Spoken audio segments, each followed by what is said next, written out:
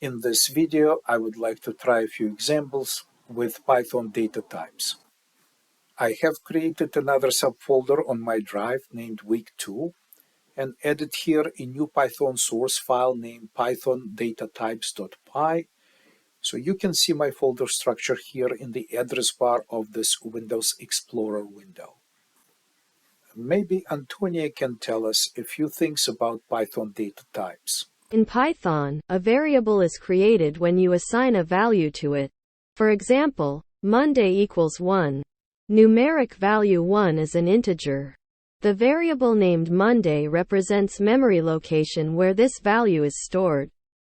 A phrase equals today is Monday is another example. Phrase is a string variable. A variable can be assigned a new type of object more than once. In this example, first, test will be an integer. Next, test is assigned a string. And then it is an integer again.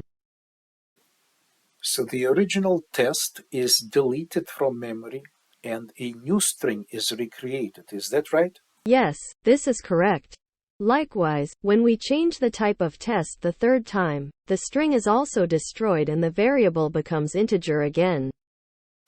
This appears to be a little more complicated than I thought. This is something to expect with Python.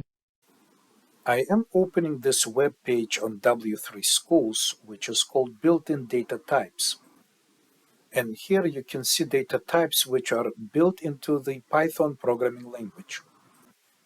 In this course and in general when writing any computer code, it is important to understand the type system and able to choose an appropriate type for every variable.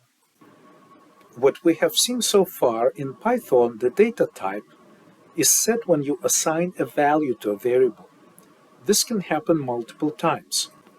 I mean, the same variable can be reassigned a new type of value, string, integer, float, and so on, and each time the type of the variable could change. This does not cause errors or warnings in Python like it would be in other programming languages.